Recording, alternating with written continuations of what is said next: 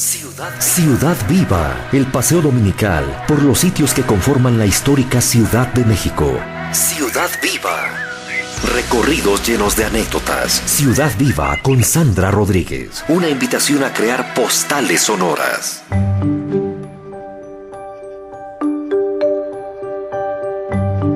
Hola, ¿qué tal? Muy buenos días. Yo soy Sandra Rodríguez de Visita Guiadas México y es un placer que nos acompañen el día de hoy en este programa Ciudad Viva, en donde vamos a platicar de una de las zonas bien interesantes a visitar en la Ciudad de México. Se trata de uno de los lugares pues mágicos, ya es un barrio mágico desde el año pasado y para muchos de nosotros es un sitio entrañable. Ustedes allá en el sur de la Ciudad de México seguramente en alguna ocasión se han ido de pinta, bueno, cuando eran estudiantes. Actualmente ustedes pueden encontrar en este espacio deliciosas nieves como las de la Siberia y uno de los templos maravillosos, sueño de toda novia, el templo de San Juan Bautista. Además, en esta zona van a poder ubicar varios jardines como el Jardín Centenario, el Jardín Hidalgo y también casas memorables como la de Frida Kahlo. Así que imagínense a dónde vamos a ir este fin de semana. Pues los vamos a invitar a caminar por la zona de Coyoacán.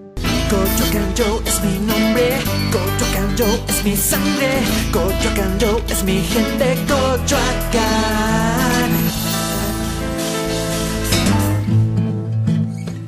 ¿Qué les parece? Uno de los lugares mágicos, increíbles y muy lindos de nuestra bella ciudad. Aunque ustedes no lo crean, es el segundo lugar más visitado de la Ciudad de México. Imagínense, después del Zócalo capitalino, la plaza de Coyoacán es la más visitada. ¿Quién no ha ido un 15 de septiembre allá a celebrar las verbenas? Yo tengo una experiencia que me pasó hace como 15 años, que cada 15 de septiembre tiene que caer una gran lluvia. Entonces, ahí con toda la gente escuchando, viendo el discurso, el toque de campanas y de pronto cae una lluvia torrencial. Es una experiencia muy recomendable. Tienes algo que contarle a tus nietos, pero también hay más cosas que ver en Coyoacán. Ahí van a encontrar el Museo de las Culturas Populares, por ejemplo, y un rinconcito olvidado que se llama La Conchita. En La Conchita, ustedes, además de andar echando novio, van a poder visitar librerías nuevas y claro, no puede faltar una gran cantidad de cafés. Te veo tomando café. Los cafés son fundamentales en Coyoacán y cómo no, si fue allá en donde surge el primer café en el sur de la Ciudad de México. Dice la historia que allá en la calle de Francisco Sosa, precisamente en la casa de este escritor, se estableció el primer café y era un cafecito muy sencillo a mediados del siglo pasado, en donde los jóvenes se encontraban para platicar y ya los vecinos hacían un gran escándalo diciendo que solamente se la pasaban en el relajo total. ¿Qué dirían ahora que todo Coyoacán está lleno de cafés en donde puedes degustar desde un delicioso postre hasta café ya de diseñador casi, ¿no? Además de chocolaterías, imagínense nada más. La primer cafetería que se estableció allá en Coyoacán en el siglo pasado se llamaba El Coyote Flaco, porque Francisco Sosa decía que eso significaba Coyoacán. Francisco de Paula Sosa Escalante nace el 2 de abril de 1948. Escritor, poeta, historiador, biógrafo y periodista mexicano. Nació en la ciudad de Campeche cuando ésta formaba parte de Yucatán. En su niñez fue compañero de aventuras de Justo Sierra Méndez. Desde muy joven vivió en la ciudad de Mérida, donde estudió latín, filosofía y jurisprudencia. A los 14 años publicó su primera composición poética y a los 18 editó su primer libro, Manual de Biografía Yucateca. Falleció en la pobreza el año de 1925 en Coyoacán, barrio de la Ciudad de México, cuya calle principal lleva su nombre. Aunque realmente Coyoacán significa lugar de coyotes o lugar de los que tienen coyotes. De esta manera, Coyoacán se ha convertido en parte de los paseos obligados para la gente que le gusta eso del turismo urbano. Y es un sitio vivo. Entre las grandes actividades que tiene año con año, uno de los importantes son, si les encantan los tamales, está el encuentro que se hace por el Día de la Candelaria, que es la Feria del Tamal. Y ustedes pueden probar todo lo que quieran en cuanto a tamal tamales, champurrado, tamales muy exóticos, muy nuevos, algunos casi gourmet. Pero si lo suyo es el chocolate y el pan, entonces tienen que visitar Coyoacán el 2 de noviembre. ¿Y saben por qué? Porque se lleva a cabo el festival precisamente del pan de muerto y el chocolate, elaborados a la manera tradicional. Originalmente se hacía esto en el Jardín Frida Kahlo, muy cerca de la Plaza de la Conchita, pero ahora se lleva a cabo en el Jardín Centenario. Es uno de los lugares que les recomiendo ampliamente. Y Coyoacán es un sitio vivo, no solamente es un conjunto de edificios, algunos de la época colonial y algunos que parecen neocoloniales, sino que también es un lugar que se mueve y se mueve muchísimo, recibe a una gran cantidad de turistas. Es uno de los sitios obligados para todo turista que viene porque les encanta la casa de Frida Kahlo, la Casa Azul. Además, cerca de este lugar está el Museo Diego Rivera Anahuacalli y el Museo del Automóvil. Para todos aquellos amantes de los autos, qué mejor lugar que visitar el Museo del Automóvil. Y pues puedes hacer una gran cantidad de actividades en Coyoacán, además de pasearte, eso sí, obligado, tomarte un heladito en la nevería Siberia. Vamos a ir platicando poco a poco de varias leyendas que rodean a Coyoacán, por ejemplo, la de la Marcaída, ¿no? Esa mujer que fue la primera esposa de Cortés y que se dice que él se hizo autoviudo solito al llevar a cabo un evento muy interesante. Además, cerca de Coyoacán, si ustedes caminan, van a encontrar un mercado. ¡Ay, el mercado! Si a ustedes les fascinan las tostadas, es el paraíso de las tostadas,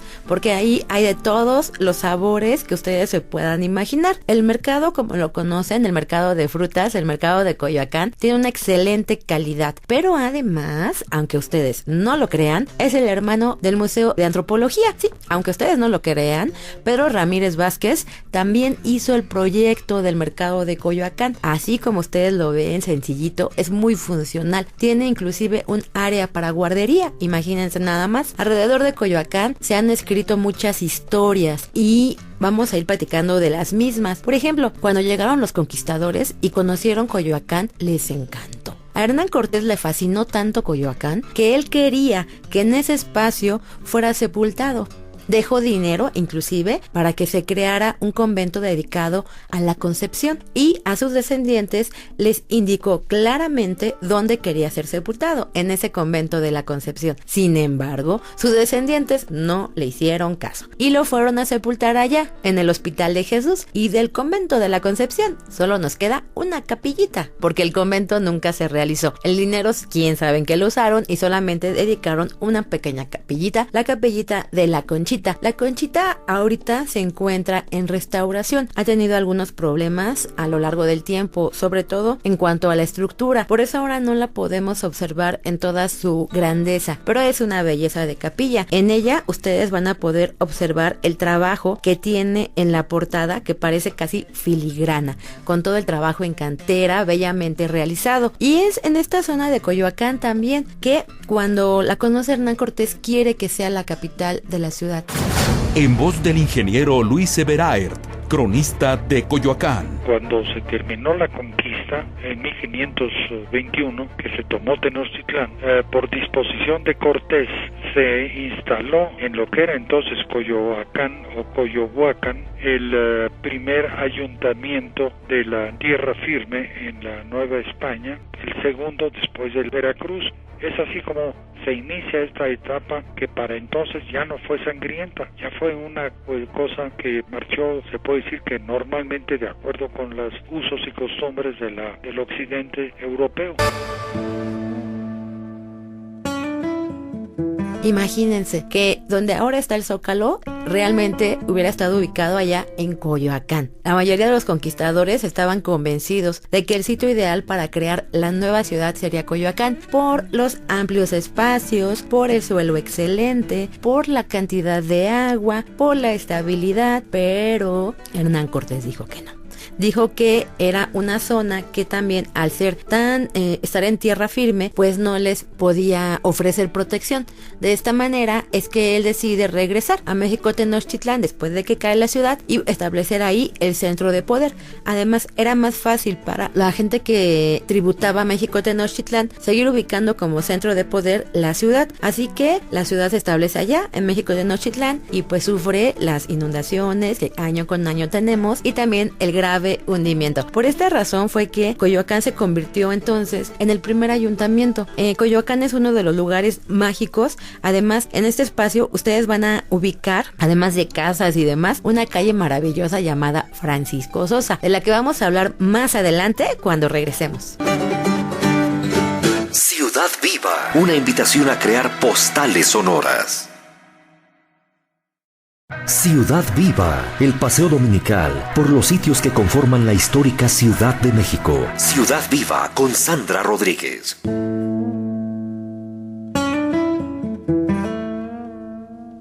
Pues ya estamos de regreso y vamos a continuar hablando de Coyoacán. ¿Qué les parece? Coyoacán, ese rinconcito mágico del sur de la Ciudad de México, que además se encuentra bien cerquita de Chimalistac. Imagínense la huerta de los Carmelitas. Ese Chimalistac que ahora conocemos como la colonia Chimalistac fue originalmente una gran huerta. ¿Qué tan grande fue? Que cuando le hicieron un censo tenía más de 13,000 árboles frutales. Entonces, esa pequeña huerta de Chimalistac se encontraba muy cerca de Coyoacán. Coyoacán también se conectaba con San Ángel, así que para los que han paseado por ese rumbo, seguramente recuerdan y sienten lo fresco del espacio. Había un señor muy importante que se llama Rivera Cambas, y Rivera Cambas escribió un libro que se llama México Pintoresco, Artístico y Monumental. Cuando nos hablaba de Coyoacán en 1850, ya nos decía que en las calles corrían pequeños arroyuelos cristalinos.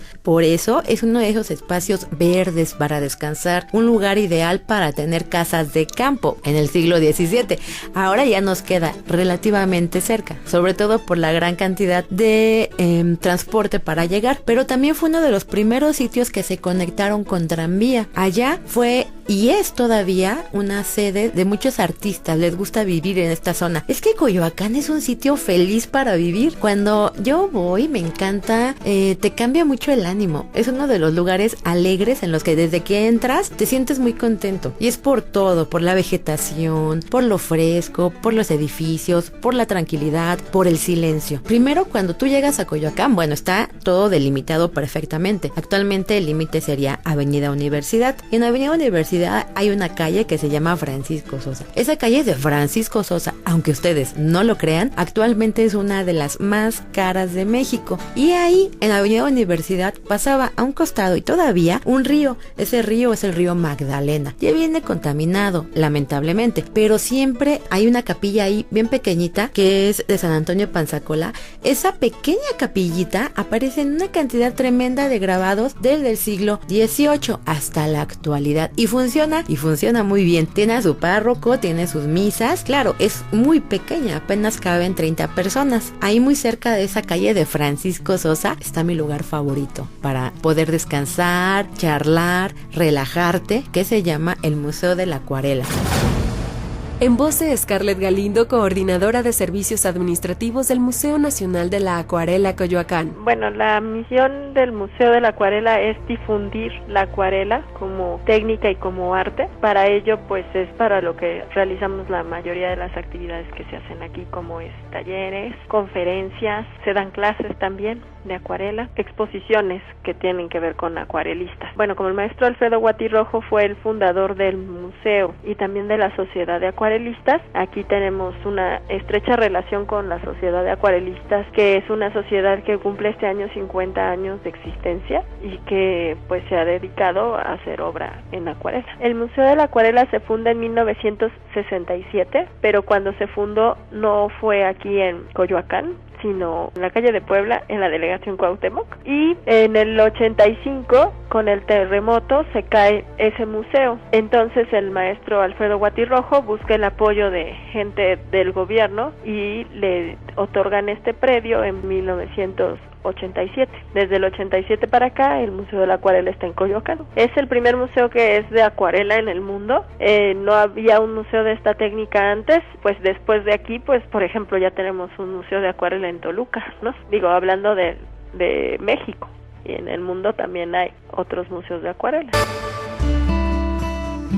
El Museo de la Acuarela es una belleza. Tiene unos jardines maravillosos, una cafetería bastante linda y ahí puedes estar horas y horas escuchando, sintiendo y viendo todo lo que hay alrededor. Entras al museo, es una maravilla, y ahí también te dan clases de acuarela, que es una técnica muy difícil de acuerdo a la gente que me ha contado, porque la acuarela es difícil de manejar, así es que tienes que ser muy preciso y saber cómo se va a mover esa acuarela porque no se cae inmediatamente. Después de esto también vamos a encontrar la Casa de Alvarado. La Casa de Alvarado actualmente es la Fonoteca Nacional. ¿Te gustaría escuchar a Diego Rivera? ¿Te gustaría escuchar, por ejemplo, a Porfirio Díaz? ¿Quisieras escuchar el discurso de Lázaro Cárdenas? Bueno, pues la Fonoteca es el lugar ideal para todos los que les gusta la música. Escuches comerciales del siglo pasado. Y es que el siglo pasado fue cuando inició este boom de la radio, ¿no? Cuando había un señor, era el dueño de la fábrica del Buen Tono, don Ernesto Pujibet, fue el primero en traer la transmisión de radio a la Ciudad de México. Don Ernesto Pujibet era un visionario. Él quería vender cigarros en la Ciudad de México, pero además en el mundo. Así es que le tocó la mejor época para que un extranjero pusiera una estación de radio aquí en la ciudad, la época de Porfirio Díaz. Entonces, imagínense, él tenía la cigarrera mexicana, empieza a hacer cigarros y dice, pero ¿cómo los voy a promocionar? Y entonces empieza a crear un gran programa de promoción. El primero era hacer alianza con las pulquerías. ¿Se acuerdan de las pulquerías? Con las pulquerías les decía, ¿qué le parece que yo te pinto tu fachada y pongo en la fachada anuncios de la compañía de la cigarrera mexicana, El Buen Tono? Entonces empezó a hacerlo, después empezó con un ciclo de cine en el que iba anunciando sus cigarros y era la entrada gratuita, y más adelante creó precisamente su primera estación, El Buen Tono. Por eso se escucha ahora El Buen Tono de México. Pero todo esto tiene que ver con la Fonoteca Nacional, así que cuando quieran o tengan alguna tarea o quieran evocar el pasado o quieran un programa especial, vayan a la Fonoteca Nacional, ubicada en la calle de Francisco Sosa, en la que fue conocida como la Casa de Alvarado, aunque Alvarado realmente nunca la habitó. Lamentablemente en México, por ejemplo, hay lugares como el Palacio de Iturbide, la Casa de Humboldt, sitios en los que estos personajes solo estuvieron poco tiempo, o pasaron una noche, o durmieron, o estuvieron viviendo durante una estancia. Sin embargo, en la Casa de Alvarado, ¿qué creen? Que don Alvarado jamás vivió. Sucede que esta casa fue construida 2 siglos después de que llegaran los conquistadores, así que Pedro de Alvarado jamás habitó la casa. Es una especie de leyenda ahí de Coyoacán en la que te dicen, aquí está la casa del conquistador Pedro de Alvarado, lo cual pues no pasa más allá de una leyenda. Además, les recomiendo que ahí en Coyoacán tomen un tranvía. En voz de Isabel Pablo, coordinadora de Dirección Operativa de Tranvía Coyoacán. Esta empresa se funda en el año 2000. La idea es hacer recorridos históricos, que sea un viaje a través del tiempo. Justo por eso se elige al tranvía. Nuestros modelos son una copia del tranvía tipo Harrington, que es el que circula en San Francisco, y que fueron los primeros tranvías eléctricos que llegaron a la Ciudad de México en la época del señor Porfirio Díaz. En Coyoacán arrancamos en el año 2000. En la actualidad tenemos 4 unidades. Las 2 primeras fueron Frida y Diego, y en el año 2010 se amplía la flotilla y llegan San Juan y La Conchita. Coyoacán es el segundo centro histórico más importante de la República Mexicana. De hecho, el Museo de Frida Kahlo es el segundo museo más visitado de la Ciudad de México. Si queremos conocer la historia de México, en un resumen muy breve, el mejor lugar es Coyoacán.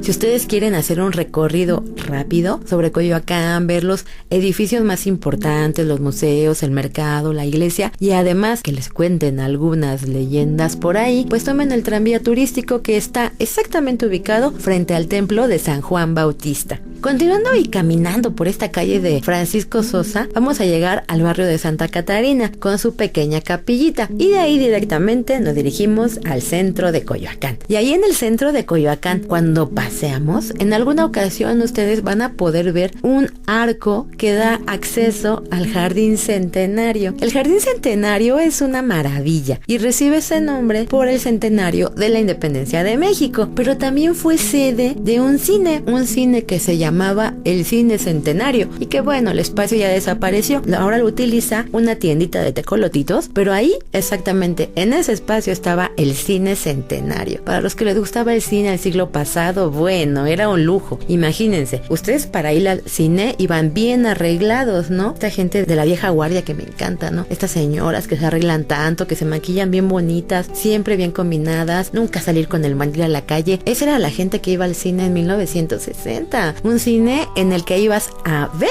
y ser visto. Eso era lo que hacías. Por ende, no te podías ir en tenis, gorra, chanclas feas. No, ibas bien guapo a ver el cine. Y ese Cine Centenario proyectaba películas, la mayoría extranjeras, pero era una belleza. El cine desaparece y da paso a la nueva tienda, pero ahí se quedó la tradición del Cine Centenario, del que poca gente habla. Frente al Cine Centenario estaba la estación de tranvías, y esos tranvías hacían el recorrido del centro histórico a Coyoacán y de Coyoacán a la Ciudad de México. Fue uno de esos tranvías los que tomó Frida Kahlo y en los que tuvo su fatal accidente. Entonces, ahí caminando en la esquinita exactamente hay un sitio increíble. Para los que nos encantan las nieves, de verdad tienen que ir a Coyoacán y tomarse una nievecita de la Siberia. La Siberia es como la nevería tradicional de Coyoacán y el primer negocio de nevería La Siberia se ubicaba en la actual Plaza de la Conchita. Después se pasa a este espacio,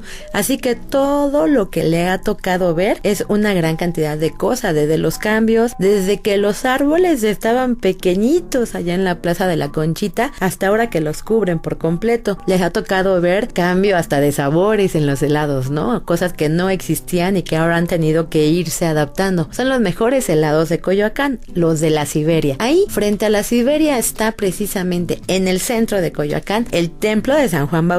El templo de San Juan Bautista era parte de un convento. Este convento bastante enorme. Ahora cuando recorremos Coyoacán puedes ver la dimensión del mismo. Imagínense, tú veías el convento, el templo de frente, y frente a ese templo estaba un gran atrio. El atrio abarcaba desde la acera hasta el jardín centenario, donde están los arcos que nos reciben. Esos arcos correspondían a ese atrio. Y los atrios eran una belleza en esa época. En el siglo XVII y XVIII, los atrios eran lugares de encuentros para toda la gente que vivía alrededor de Coyoacán. Eran sitios donde se llevaban a cabo, bueno, muchas actividades de la iglesia. Las posadas se llevaban a cabo en el atrio, en ese actual jardín centenario, que tienen como origen precisamente posar el Santísimo en cada una de las 4 capillas posas que tenía el atrio, y después regresar al templo y ahora sí romper la piñata, cosa que bueno, ahora ya nada más rompemos la piñata. Pero si quieres conocer un poco más del templo de San Juan Bautista y la belleza de techo que tiene y a quién está dedicado, pues continúa con nosotros aquí en Radio 1000. Ciudad Viva. Recorridos llenos de anécdotas. Ciudad Viva. Ciudad Viva. Recorridos llenos de anécdotas. Ciudad Viva con Sandra Rodríguez.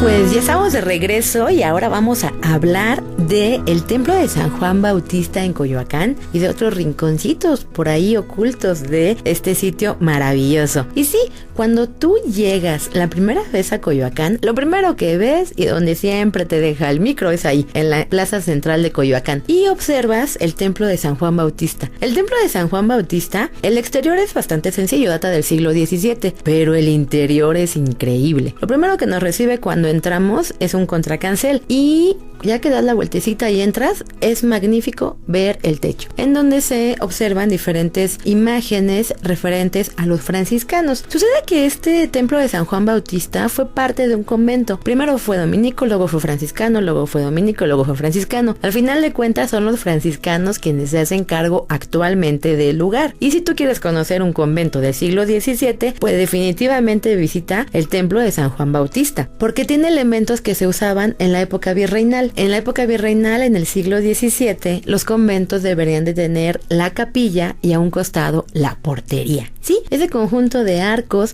que nos reciben a un costado de esta iglesia de San Juan Bautista se llama portería, y se llama así porque ahí llegaban los frailes y dejaban a la gente que visitaba el espacio en espera. Uno como civil no podía entrar como Juan por su casa a un convento, no, había que pedir permiso, pero mientras esperabas en la portería. También había por ahí un portal de peregrinos, y el portal de peregrinos era para aquellas personas que viajaban de diferentes partes de la República y hacían escala en Coyoacán. Imagínense que en el siglo XVII había caminos reales, que bueno, dicen que de reales no tenían nada, porque eran caminos de herradura, todos feos, pero así les pusieron reales, que porque tenían que ver con el rey y para que pensaran que estaban muy bien. Algo así como que tú pensaras que había autopista, pero era una libre, ¿no? Entonces no era así, era terracería. Y esos caminos reales, si tú querías venir de Cuernavaca, venías en las carretas y llegabas, no hacías solo un día en llegar a la Ciudad de México,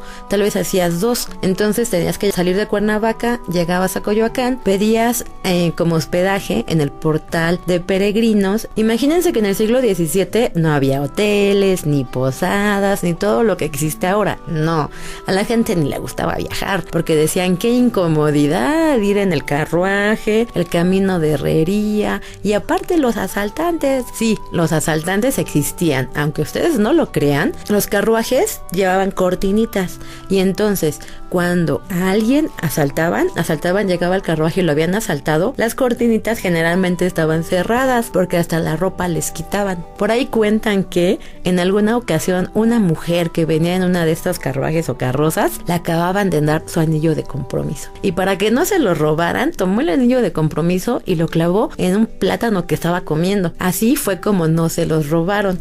O en otra ocasión, un sacerdote que llevaba la custodia para que llegara al templo, pues se recargó cuán gordo era sobre ella y no la pudieron mover, se hizo el desmayado. Entonces en estas carrozas pasaba todo lo habido y por haber, y cuando no había pasado ningún tipo de asalto, pues llegabas con tus cortinitas abiertas. Entonces este espacio, este portal de peregrinos, era muy importante para la gente que tenía que recorrer grandes distancias y que venía del sur del país a la Ciudad de México. Y cuando entras a este templo de San Juan Bautista, encuentras su claustro, en donde seguramente en algún momento estuvieron los franciscanos, ahí en esas celdas en las que había mucho silencio y mucha oración. Y en este Coyoacán da tanta tranquilidad para la gente que lo habita. Después de este espacio sales, y también tiene dentro del templo una capilla dedicada a la Virgen del Rosario, bellísima. Caminando y ya saliendo de este templo de San Juan Bautista, vas a llegar al Jardín Hidalgo. El Jardín Hidalgo tiene un bello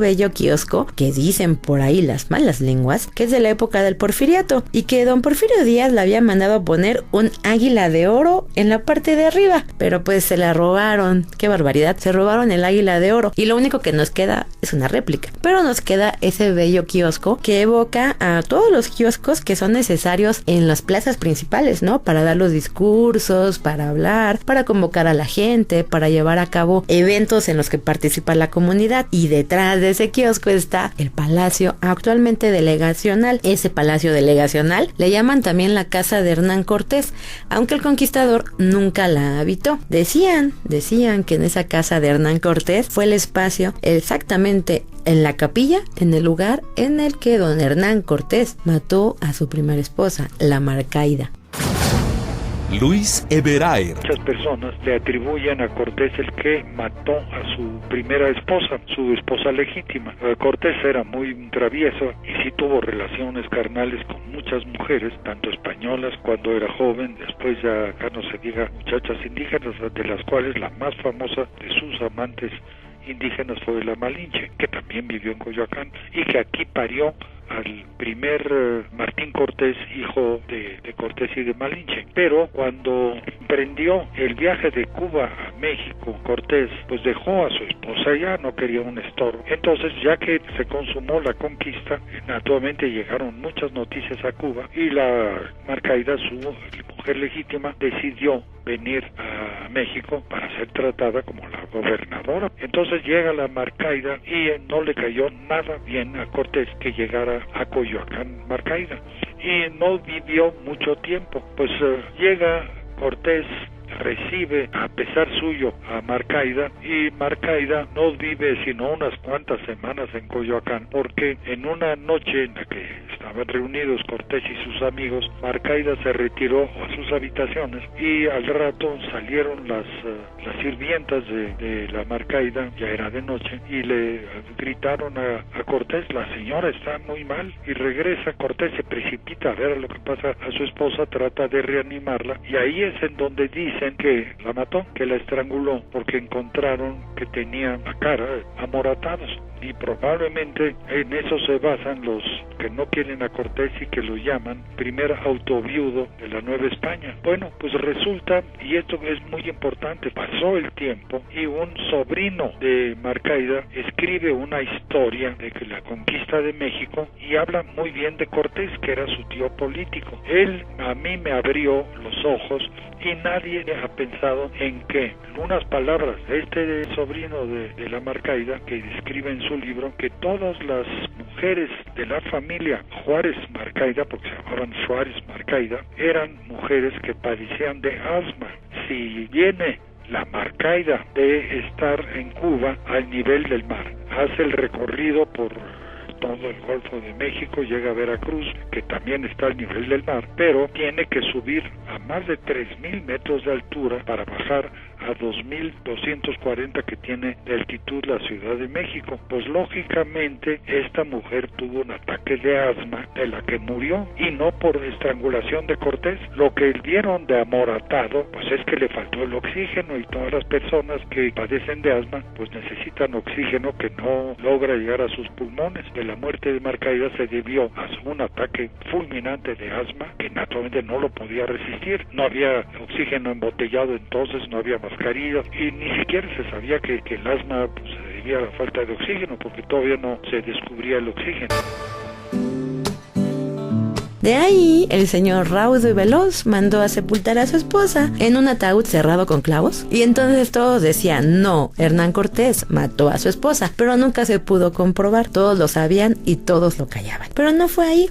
No fue en este palacio municipal. El actual palacio municipal es maravilloso, es bastante lindo, pero data de 2 siglos después de que llegan los conquistadores. Se dice que sí se realizó con alguna de las piedras de la casa original de Hernán Cortés, que estaba ya en la Plaza de la Conchita. También fue en Coyoacán, fue el sitio que testigo de cuando le queman los pies precisamente a Cuauhtémoc. Y cuando él dice: ¿acaso crees que estoy en un lecho de rosas? Que originalmente se dice que no fue la frase original. La frase era: ¿acaso crees que estoy en un baño de deleites? Porque los mexicanos no conocíamos las rosas. Entonces fue Coyoacán testigo también de este gran acontecimiento, bueno, triste acontecimiento para los mexicanos, pero alrededor de ese espacio y muy cerquita de ahí, ya caminando, van a encontrar también unos restaurantes bellísimos. Les recomiendo uno que se llama El Morral. Ay, si quieren probar unos deliciosos chiles en nogada, vayan al Morral. En el Morral se hacen los chiles en nogada como Dios manda, es decir, sin capearlos. De por sí, este platillo mexicano es fuerte, imagínense capeándolo mucho más fuerte. No, ahí van a encontrar en el Morral siempre chiles en nogada hechos a la manera tradicional con la receta original, y también un delicioso pan de elote que tienen que saborear. Para los que lo visitan, generalmente se asustan cuando llegan y ven que está todo lleno, pero tiene planta alta, así que pueden visitar la planta alta y con calmita y que les sirvan. Después de este recorrido culinario, también tenemos otras recomendaciones allá en Coyoacán, porque no se acaba todo lo que existe en este espacio. El mercado de Coyoacán y la Capilla de la Conchita son espacios que nos van a ir contando también otras anécdotas de este mágico lugar al sur de la Ciudad de México. Por ejemplo, la Plaza de la Conchita fue el lugar en el que se fundó primero Coyoacán. Sí, todos pensamos que el centro siempre ha sido el templo de San Juan Bautista, y no fue así. El primer espacio como tal fue la Plaza de la Conchita. Para eso tenemos que caminar por la calle de Higuera y pasar a un costado de un famoso lugar llamado Cantina La Guadalupana. Dicen que todos los de Coyoacán son guadalupanos porque les gusta esta cantina, pero está cerrada, actualmente está cerrada. Tiene un anexo nuevo y se piensa reabrir en un futuro, pero sí, obligado a visitar la Guadalupana. A un costado, un mercado de antojitos también, si les gustan los antojitos. Y continuando por la calle de la Higuera, vamos a encontrar la Capilla de la Conchita. Alrededor de ella estaba la casa de Hernán Cortés, de la que hablaremos en cuanto regresemos. Ciudad Viva, una invitación a crear postales sonoras. Ciudad Viva, recorridos llenos de anécdotas. Ciudad Viva.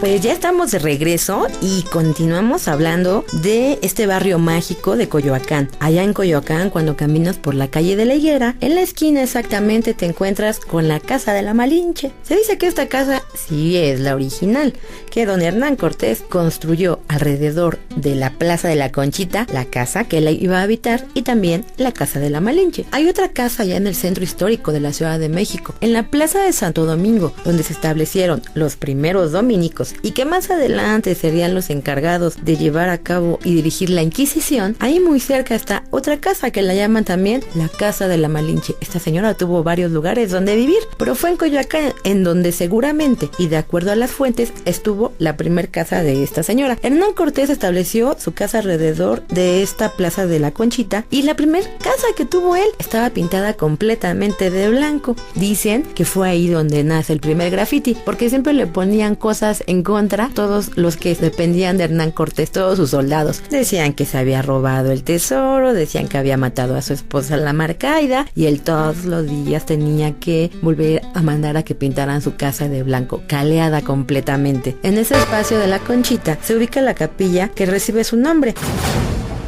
Es una capillita encantadora. El estilo con el que está decorada sobre todo, pues es barroco popular, cuando ya estaba de salida el barroco, porque esta capilla es relativamente moderna, que seguramente sustituyó a una anterior, que no quiere decir que la anterior haya sido en donde enterraron a la Marcaida, porque naturalmente no había iglesias todavía. Debía haber un pequeño oratorio en donde enterraron a Marcaida cuando murió en 1523. Esta capillita de la Conchita tiene una extraordinaria importancia porque es el sitio en el que seguramente fue el más importante centro ceremonial de Coyoacán. Actualmente está haciéndose un estudio muy profundizado, gracias a Dios, de la capilla de la Conchita. Se han encontrado muchos entierros prehispánicos, pero una gran cantidad de entierros ya de la época virreinal, y entre ellos hay muchas ofrendas tanto de la época prehispánica como de la época virreinal. Originalmente se iba a convertir en un convento, pero pues esto nunca llegó a su fin y quedó solamente como una pequeña capillita hermosa. Eso sí, a quien le encanta ver novelas y películas, ha sido marco de muchas de las películas importantes de la Ciudad de México, sobre todo cuando se quiere plasmar o evocar a ese México del siglo pasado, también del siglo XVIII, con mucho silencio. Imagínense que la Plaza de la Conchita todavía está empedrada, así es que es un lugar, un remanso de tranquilidad. Y cerca de Coyoacán también, alrededor de todo Coyoacán, hay una gran cantidad de lugares de cafés. Los cafés, ¿quién que haya ido a Coyoacán no se ha tomado un cafecito en el Jarocho? En voz de Víctor Manuel Romero, director general de Cafeterías El Jarocho. Yo creo que ya es parte de la tradición. Ya cuando hablan de Coyoacán es como decir vamos al Café El Jarocho, o sea, vamos a echar un cafecito, vamos a echar la tortita, la donita, recorrer los parques y jardines, los museos, los teatros, todo lo que abarca los viveros. Coyoacán es un territorio extenso de caminata y de tradición. Esto nace a petición de mi madre, que empieza a ser empleada en el negocio, va subiendo de cargo y va cambiando hasta ser dueño en los 60. Esto nace en el 53, el negocio era una tienda normal, empieza a comercializarla y luego la misma clientela fue pidiendo que fuera haciendo cafetería. En los 60, a mediados de los 60, empieza el movimiento estudiantil y vienen los cafecitos, y viene el cambio a cafetería y tortería, ya se vuelve una cafetería, deja de ser tiendita y miscelánea, abarrotes, vinos y licores se quita y empieza a ser más cafetería y tortería. La anuencia de vender un buen café de de calidad, un café de altura, un café ya más sano, porque antes no teníamos el paladar ni el conocimiento de qué era el café. Tomábamos cualquier café, antes se hacía con haba, con garbanzo, con tortilla, se hacía mucha trampa para vender disque café. Posteriormente mis padres fueron limpiando eso y vendiendo café puro de altura con una selección de granos de primer nivel, cosa que la gente fue paladeando y fue degustando y fue conociendo lo que era el sabor de un buen café. Y ahora ya ves que hay barras por todo el mundo de café, que ahora sí ya no puedes engañar a la gente que es un café y que no es un café. Afortunadamente la vida nos ha dado esa virtud de ir incrementando el paladar del cliente, y el cliente nos ha brindado el reconocimiento nacional e internacional de que tenemos una buena cafetería en Coyoacán. Imagínense qué tan importante es el Jarocho, que tiene más de 10 sucursales y todos los días vende más de 1500 tazas. Es una barbaridad lo que vende este negocio, pero es una tradición. Yo les recomiendo, si un día quieren ir, que se compren un cafecito y guarden ese vaso. Tal vez algún día pueda ser parte del Museo del Objeto del Objeto. Si no lo conocen, el Museo del Objeto se ubica en la Colonia Roma, y ahí lo que se trata es que la gente lleve, done aquellas cosas que nos parecen tan del día a día. Por ejemplo, las libretas. Por ejemplo, para la gente que estudió en 1950, todavía se acuerdan que no había mochilas. Entonces ahí vas a encontrar también esas cintitas con las que se guardaban los libros. Todos se juntaban y entonces la rodeabas con cintita, muy de la caricatura de Tom Sawyer. Entonces, ir a Coyoacán y no tomarse un café en el Jarocho es no haber ido a Coyoacán. También alrededor de Coyoacán hay otros sitios a visitar obligados. Les recomiendo que no vayan desayunados todavía, o que vayan ahí a hacer la cena, porque uno puede visitar diferentes cafés. Además del Jarocho, puedes visitar la Selva Café. La Selva Café es un rinconcito escondido ahí muy cerca del templo de San Juan Bautista. Hay un pasaje pequeñito de artesanías mexicanas y llegas a la Selva Café. La Selva Café es uno de los mejores lugares, un cafecito así literalmente de barrio, en el que vas a probar excelentes mezclas que vienen precisamente de Chiapas. La Selva Café nace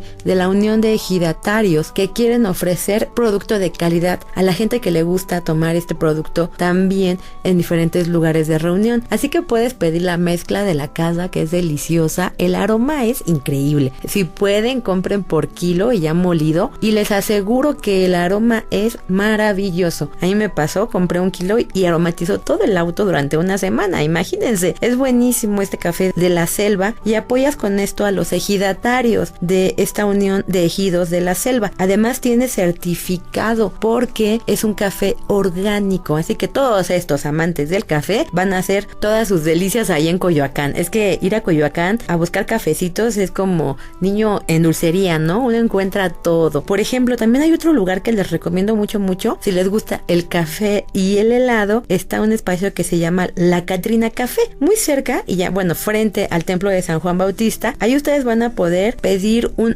afogato. ¿Ustedes se acuerdan de este helado a que le ponen una bebida de cola y una bola de nieve arriba? Ahora imagínense eso con un café. Un cafecito con una bola de nieve arriba, y cómo se va derritiendo y mezclando los sabores. Pues pruébenlos en La Catrina Café. El afogato es una belleza, es un sueño para los que nos gusta el helado y el café. Después de eso también puedes visitar, claro, la Casa Azul. Y cómo no, si la Casa Azul, la casa de Frida Kahlo, es maravillosa. Todos los días abre. Tiene un nuevo circuito que acaba de abrir junto con el Museo Diego Rivera Nahuacalli. El punto aquí es que Casa Azul está dentro de Coyoacán, en la calle de Londres, y Diego Rivera Nahuacalli está un poquito alejado del centro de Coyoacán. Así que se hizo un proyecto en el que se unen estos dos con transporte. Tú pagas 100 pesitos y puedes tener acceso a la Casa Azul, recorrer la casa, salir, tomar el transporte y te llevan al Museo Diego Rivera Nahuacalli. En el Diego Rivera Nahuacalli es un espacio que creó Diego Rivera como un estudio, pero también como una sede en la que él iba a colocar toda la colección que tenía de arqueología. A Diego Rivera le encantaba esto de la arqueología mexicana y lo plasma en todos y cada uno de los murales que hace. De hecho, siempre hay muchos elementos de la arqueología mexicana. Allá en Palacio Nacional encontrarás una gran cantidad de murales que tienen que ver con los pueblos mexicanos, pero relacionado con la arqueología también en otros espacios, como en el Museo Cuauhnáhuac. Entonces Diego Rivera hace una gran colección. Había gente que llegaba y le decía, le vendo este lote. En ese momento no había tanto problema, porque ahora sí hay un gran problema cuando tú compras piezas arqueológicas que no estén autorizadas de por sí. Entonces ahora lo que se hace es que te la dan en resguardo.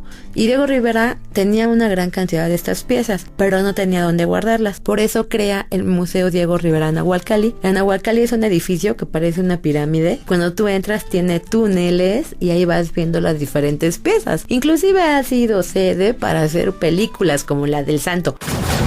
Profesor Orló, llamando a Santo. Profesor Orló, llamando a Santo. Llamada urgente. Llamada urgente. Necesito Santo.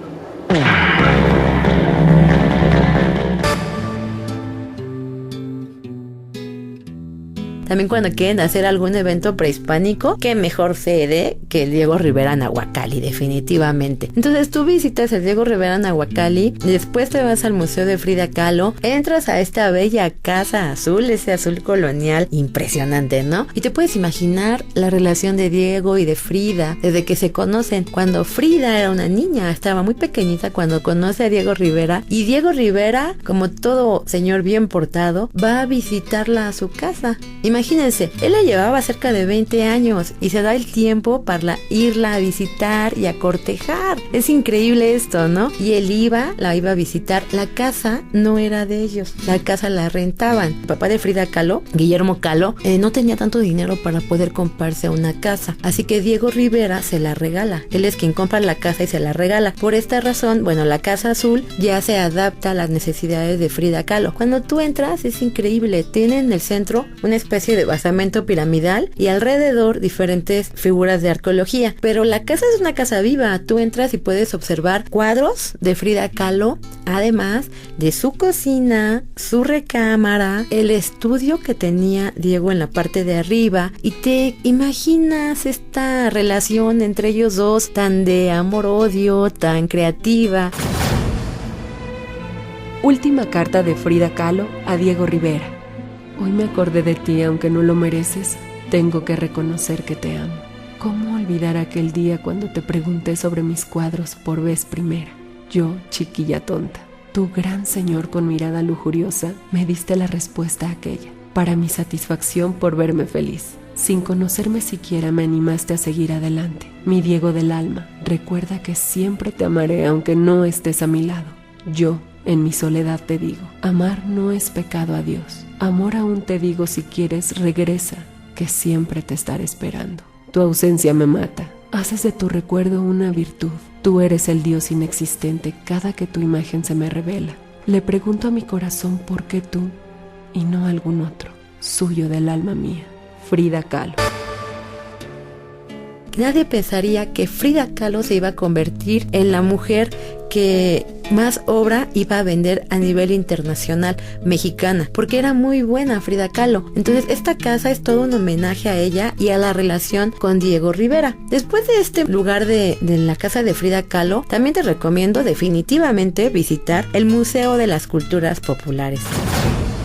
En voz de David Hernández Morato, jefe de servicios educativos del Museo Nacional de Culturas Populares. El Museo Nacional de Culturas Populares se fundó por un decreto de la Secretaría de Educación Pública el 23 de septiembre de 1982, abriendo sus puertas al día siguiente, el 24 de septiembre.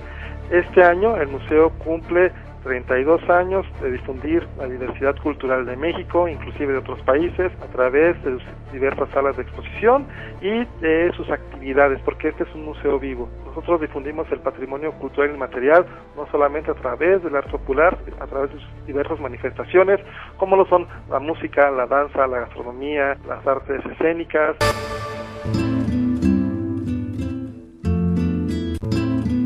Lo que me encanta de este museo es que cuando llegas, lo primero que te recibe es un árbol de la vida. Este árbol de la vida que nace allá en Metepec, En Metepec, un señor empieza a hacer su primer árbol de la vida y será este árbol de la vida el que van a retomar otros artistas para hacer todos los temas que ustedes se puedan imaginar. Desde nacimientos, representar pasajes de la historia, representar la conquista, representar el México actual hasta donde la imaginación les alcance. Entonces, el Museo de las Culturas Populares, ubicado en Coyoacán, también es sede de una gran cantidad de actividades que tienen que ver con danza, con rituales, con ferias y con encuentros. Entonces, les recomiendo ampliamente que visiten el Museo de las Culturas Populares, sobre todo el fin de semana, porque tiene varias actividades gratuitas. Y pues, yo soy Sandra Rodríguez, los invito a que nos sigan escuchando la próxima semana en este programa Ciudad Viva y que también me puedan seguir en la página de visitasguiadasmexico.com. Muchas gracias. Ciudad Viva. Recorridos llenos de anécdotas. Ciudad Viva.